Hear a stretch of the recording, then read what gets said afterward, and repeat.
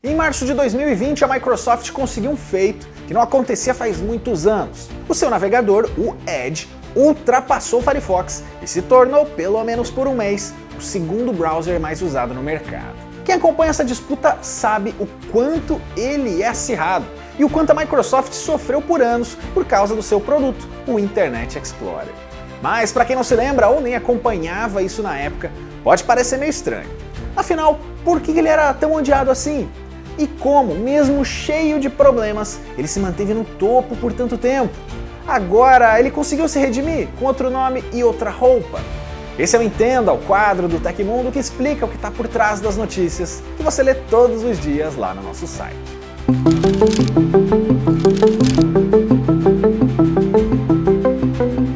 Basicamente, o Internet Explorer, ou IE para os mais íntimos, deu motivo para ser odiado pela concorrência, pelo público e pelos desenvolvedores. A gente vai analisar cada um desses grupos.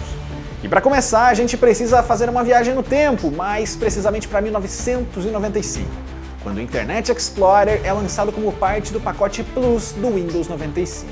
A ideia era competir contra o lendário Netscape Navigator, que era o principal nome da época, mas a estratégia usada para isso já fez a empresa criar os seus primeiros inimigos. O grande problema é que o Internet Explorer foi embutido no sistema operacional, vindo como o navegador padrão e não sendo desinstalado tão facilmente. Como o Windows era da própria Microsoft e o sistema operacional dominante do mercado era o próprio Windows, isso foi considerado como uma prática anticompetitiva pelas concorrentes, que levaram a empresa para responder na justiça.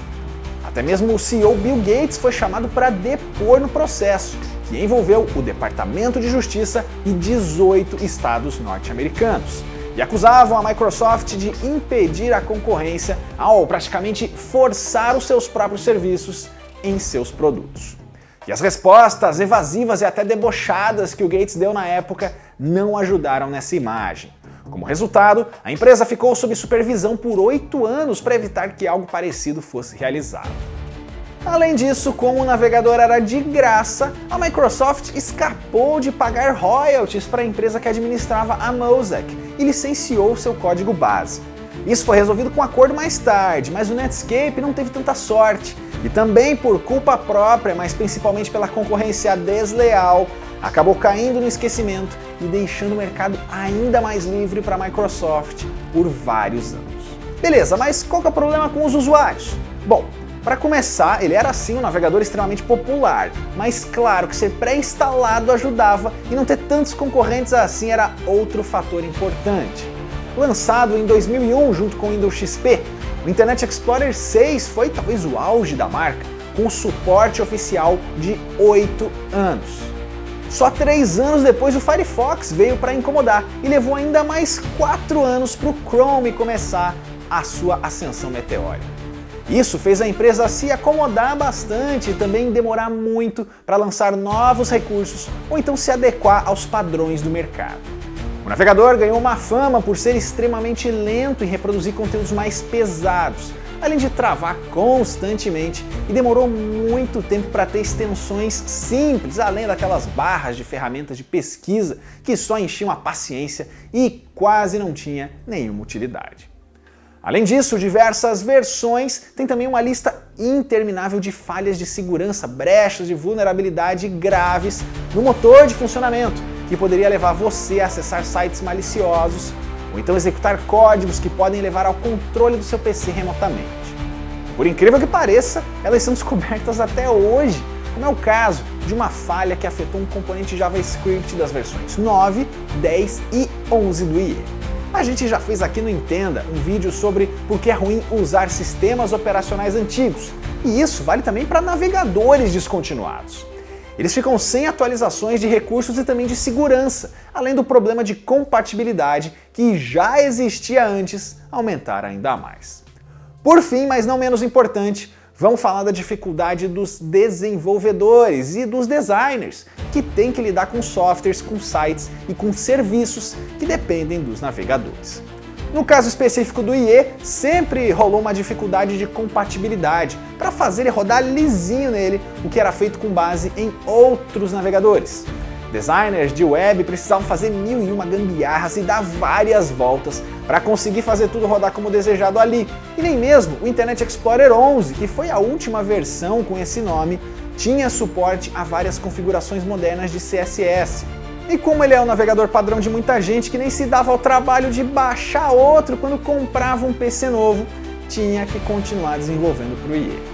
Isso sem falar que alguns sites, especialmente corporativos ou então de governos, insistiam em só disponibilizar o conteúdo no Internet Explorer, então para adotar o padrão para o navegador ainda era necessário. Bom, agora você já sabe por que o IE é odiado por tantos setores diferentes, mas que fim ele levou? Vamos lá! Em 2012, a Microsoft lançou uma campanha bem divertida chamada O Navegador que Você Ama Odiar, meio que fazendo uma autocrítica depreciativa e convidando os usuários a experimentar a nova versão. Não deu tão certo assim, e aí a empresa tentou mudar de um jeito ainda mais radical, trocando o nome. Em 2015, nasceu o Microsoft Edge, que foi desenvolvido sob o nome de Spartan. Ele era mais rápido, minimalista em design e com suporte a adições mais modernas. O IE continuava disponível para quem não conseguia deixar ele de lado e também em máquinas mais antigas. Atualmente o Edge tem base no Chromium da própria Google, então finalmente ele apagou em definitivo qualquer traço do Internet Explorer e virou uma alternativa bem decente para quem hoje cansou dos tradicionais. Em resumo, o IE tinha problemas de segurança, de compatibilidade e de uso no geral, além de ser uma baita sacanagem da Microsoft contra a concorrência, principalmente no início. Depois, ele só virou piada mesmo, sendo chamado de instalador de Chrome por muita gente. É cruel, mas é verdade. E ó, o Internet Explorer hoje não deve ser usado em hipótese alguma. Se você usa ou conhece alguém que usa, desapega ou faça o possível para fazer essa pessoa atualizar. Não se esqueça de deixar o seu joinha no vídeo, se inscreve no canal do Tecmundo se ainda não for um inscrito e também confere a playlist do Entenda para saber do que a gente já falou por aqui. Até a próxima!